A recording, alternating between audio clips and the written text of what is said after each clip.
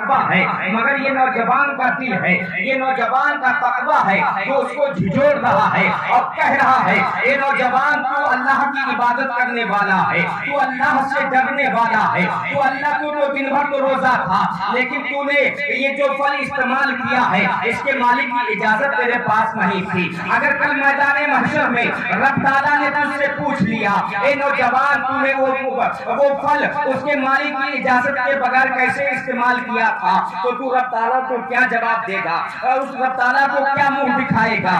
یہ تقویٰ ہے پیارے، یہ تقویٰ ہے۔ شریعت تو اجازت دے رہی ہے مباح چیز کو، لیکن تقویٰ گوارا نہیں کر رہا ہے مباح چیز کو بھی استعمال کیا جائے۔ آج ہم اور آپ اپنا جائزہ لیں کہ آج ہم کتنے حرام چیز سے بچ رہے ہیں، آج ہماری زندگی کا حال کیا ہے، آج ہماری زندگی کیسے گزر رہی ہے۔ آج اگر ہم اپنے معاشرے کا جائزہ لیں تو مسلمان حرام سے نہیں بچ پا رہا ہے، مسلمان حرام کاری سے نہیں بچ پا رہا ہے، مسلمان گناہوں سے نہیں بچ پا رہا ہے، مسلمان بدکاریوں سے محفوظ نہیں ہے، اور اس کے بعد مسلمان کہہ رہا ہے کہ ہم اللہ سے ڈر رہے ہیں، ہم اللہ سے ڈرنے والے ہیں۔ اللہ اکبر، نوجوان کی زندگی کو دیکھیے، دیکھیے خدا کا خوف جس کے دل میں ہوتا ہے، خدا کا خوف جس کے دل میں بس جاتا ہے تو وہ ذرہ ذرہ کی چیزوں پر اس کی نظر جم جاتی ہے، وہ تھوڑی تھوڑی سی باتوں پر بھی یہ غور کرتا ہے کہ میں نے جو چیز استعمال کی ہے یہ جائز ہے بھی یا نہیں ہے، میں نے جو چیز استعمال کی ہے شریعت کے بارے میں اس کا کیا حکم دے رہی ہے۔ اللہ اکبر، نوجوان نے تو وہ پھل تو استعمال کر لیا لیکن اب نوجوان کا تقویٰ اس کو جھجھوڑ رہا ہے۔ نوجوان صرف دریائے دجلہ کے کنارے کنارے چھاٹ رہا ہے، کوئی پھل توڑ رہا ہے۔ چنانچہ نوجوان نے اس کے مالک کے بارے میں پوچھا تو لوگوں نے بتایا کہ ہم میں سے کوئی اس باغ کا مالک نہیں ہے، اس باغ کے مالک بڑے متقی ہیں، اس باغ کے مالک بڑے پرہیزگار ہیں، وہ ہمہ وقت اللہ کی عبادت کیا کرتے ہیں، وہ ہمہ وقت اللہ کی عبادت میں مشغول رہا کرتے ہیں۔ اگر آپ ان سے معافی مانگنا چاہتے ہیں تو آپ کو کچھ دیر انتظار کرنا پڑے گا۔ چنانچہ وہ نوجوان وہاں پر کھڑا ہو جاتا ہے۔ اللہ اکبر، وہ اللہ کا ولی، وہ اللہ والے چنانچہ ایک جھوپڑی میں اللہ کی عبادت کر رہے تھے۔ نوجوان ان کے قریب جا کر کے کھڑا ہو گیا۔ جیسے ہی وہ بزرگ اپنے سلام کو پھیرتے ہیں، نماز سے فارغ ہوتے ہیں، نوجوان نے سلام کیا۔ چنانچہ بزرگ کی نظر نوجوان کے چہرے پر پڑتی ہے۔ نوجوان سے بزرگ فرماتے ہیں اے نوجوان کیسے آنا ہوا ہے؟ چنانچہ نوجوان عرض کرتا ہے اے حضور والا، مجھ سے ایک خطا ہو گئی ہے، مجھ سے ایک غلطی ہو گئی ہے کہ میں نے آپ کے مال کو آپ کی اجازت کے بغیر استعمال کر لیا ہے، میں اس کی معافی طلب کرنے کے لیے آیا ہوں، مجھے آپ معاف فرما دیجئے، مجھ سے جو غلطی ہوئی ہے میں اس کی معافی چاہتا ہوں۔ چنانچہ وہ بزرگ دیکھتے ہیں، وہ اللہ والے تھے، انہوں نے اس نوجوان کی پریشانی کو پڑھا، ان کے دل پر ان کی نظر گئی۔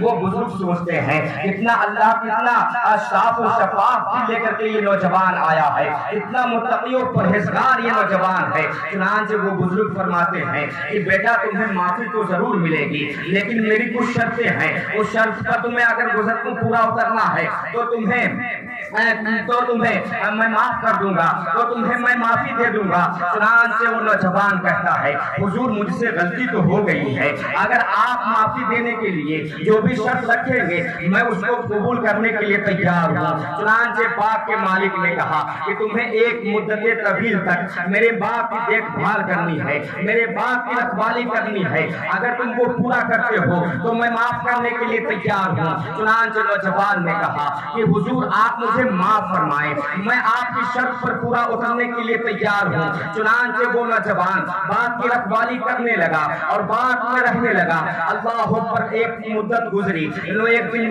بزرگ کہتے ہیں نوجوان ایک باغ کا ایک پھل لے کر کے آؤ تاکہ میں باغ کا پھل کھا کر کے دیکھوں۔ چنانچہ وہ نوجوان ایک پھل لے کر کے وہ بزرگ کی بارگاہ میں پہنچا، پہنچنے کے بعد بزرگ کی بارگاہ میں پیش کیا۔ اللہ اکبر، وہ جو بزرگ تھے انہوں نے اس پھل کو استعمال کیا لیکن وہ پھل کھٹا تھا۔ چنانچہ وہ بزرگ کہتے ہیں بیٹا یہ پھل تو کھٹا ہے، چنانچہ وہ آپ دوسرے پھل لے کر کے آؤ۔ وہ نوجوان گیا، اور دوسرا پھل لے کر کے آیا، اور لانے کے بعد نوجوان کے نے بزرگ کی بارگاہ میں پیش کیا۔ نوجوان سے بزرگ نے وہ پھل لیا، اور پھل لینے کے بعد اس کو تناول فرمایا اور ارشاد فرمایا، بیٹا ایک مدت ہو گئی ہے تم کو اس باغ میں رہتے ہوئے، لیکن ابھی تمہیں یہ بھی پتا نہیں چلا ہے کہ اس باغ میں کون سے درخت کا پھل میٹھا ہے اور کون سے درخت کا پھل کھٹا ہے۔ چنانچہ نوجوان نے کہا، حضور والا ایک پھل کھایا تھا جس کی سزا ابھی بھی بھگت رہا ہوں، میں نے آج تک آپ کے باغ کا کوئی پھل استعمال ہی نہیں کیا ہے، تو مجھے معلوم ہی نہیں ہے کہ آپ کے باغ میں کون سے درخت میں پھل میٹھے لگتے ہیں اور کون سے درخت میں کھٹے ہیں۔ اللہ اکبر! وہ بزرگ نوجوان کی بات کو سن کر کے بڑے خوش ہوئے، اور آپ نے اس کے چہرے کو دیکھا کہ بڑا اچھا نوجوان ہے، بڑا متقی پرہیزگار نوجوان ہے۔ اللہ اکبر! ایک مدت طویل گزری اور نوجوان کی جب مدت پوری ہوئی، نوجوان نے اجازت طلب کی کہ حضور میری مدت پوری ہو گئی ہے، آپ مجھے اجازت مرحمت فرما دیں۔ چنانچہ وہ بزرگ کہتے ہیں، بیٹا تمہاری مدت تو پوری ہو گئی ہے، لیکن میری ایک شرط اور ہے۔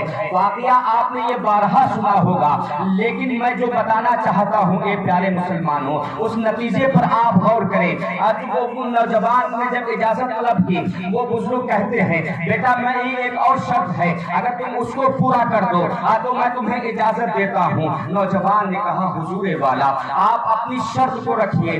چنانچہ وہ بزرگ کہتے ہیں، بیٹا میری ایک بیٹی ہے جو آنکھوں سے اندھی ہے، کانوں سے بہری ہے، زبان سے گونگی ہے، ہاتھوں سے لولی ہے، پیروں سے لنگڑی ہے، تمہیں اس سے نکاح کرنا ہے۔ اگر تم اس سے نکاح کر لو تو یہ باغ بھی تمہارا ہے، یہ محل بھی تمہارا ہے، یہ ساری جائیداد بھی تمہاری ہے، اور میں تمہیں اس خطا کے لیے معاف کرنے کے لیے بھی تیار ہوں۔ چنانچہ اب وہ نوجوان سوچتا ہے، نوجوانی کا عالم ہے، اور نوجوانی کا جو عالم ہوتا ہے وہ ہر نوجوان جانتا ہے، اتنی امنگیں ہوتی ہیں، اتنی اس میں ادائیں ہوتی ہیں، لیکن نوجوان سے جب وہ بزرگ کہتے ہیں، نوجوان کشمکش میں پڑ جاتا ہے کہ پوری زندگی میری باقی پڑی ہے، اور وہ ایسی عورت سے نکاح کرنے کا ہے کہ جس کی نہ آنکھیں ہیں، نہ جس کے کان ہیں، نہ جس کی زبان ہے، نہ جس کے ہاتھ ہیں، نہ جس کے پیر ہیں، ایسی عورت کے ساتھ کیسے زندگی گزاری جائے گی؟ نوجوان اپنے سر کو جھکا لیتا ہے۔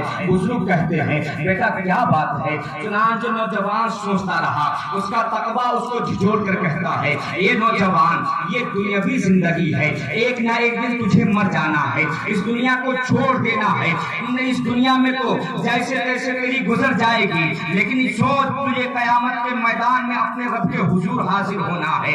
اگر رب تعالیٰ نے تجھ سے مطالبہ کر لیا، اگر رب تعالیٰ نے تجھ سے پوچھ لیا، اے نوجوان تو نمازیں تو ضرور پڑھتا تھا، اے نوجوان تو روزے بھی رکھا کرتا تھا، اے نوجوان تو مجاہدے بھی کیا کرتا تھا، مجاہدے اور ریاضت میں اپنے وقت کو گزارا کرتا تھا، لیکن تو نے ایک سیب کو، ایک پھل کو اس کے مالک کی اجازت کے بغیر استعمال کر لیا تھا۔ تو وہ نوجوان اپنے دل میں سوچ رہا ہے کہ اگر میرے رب نے مجھ سے پوچھ لیا تو میں کیا جواب دوں گا؟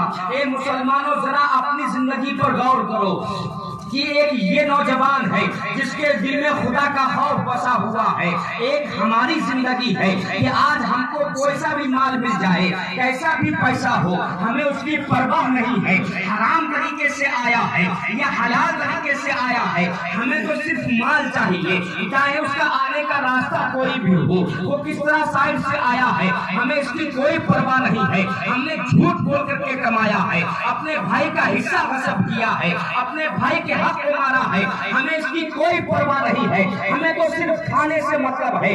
مگر دیکھو جس کے دل میں خدا کا خوف بچ جاتا ہے اس کی زندگی کیسی ہوتی ہے۔ آج ہم اپنی زندگی کا تجزیہ کریں اور ان بزرگان دین کی زندگی کو دیکھیں تو ہمیں پتا چلتا ہے کہ زندگی تو ہمارے بزرگوں نے جی ہے، ہم تو خالی اپنا وقت گزار رہے ہیں۔ اللہ اکبر! وہ نوجوان اپنے دل سے فیصلہ لے رہا ہے، اے نوجوان تجھے مر جانا ہے، ایک نہ ایک دن رب کے हुजूर हासिल होना है, अगर तेरे रब ने पूछ लिया कि उसके मालिक की इजाजत के बगैर तूने उसके माल को इस्तेमाल किया था तो तू क्या जवाब देगा? चुनांचे नौजवान ने कहा, मैं आपकी बच्ची से निकाह करने के लिए तैयार हूँ, मैं शादी करने के लिए तैयार हूँ। अल्लाह अकबर।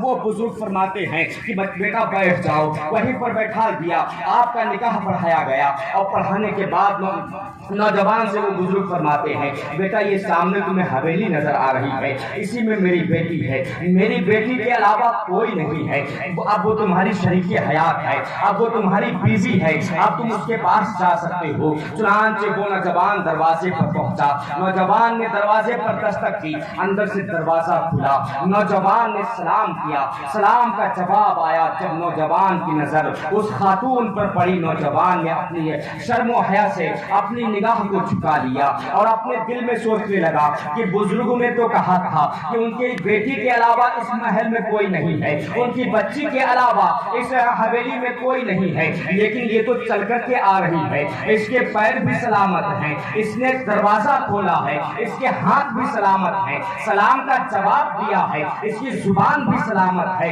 अल्लाह पर ये कोई और है। वो नौजवान पलटा, तब तक खातून ने कहा कि आप कहाँ जा रहे हैं? अब मैं ही आपकी शरीके हयात हूँ, मुझसे ही आपका निकाह हुआ है। नौजवान चक्कर में पड़ जाता है।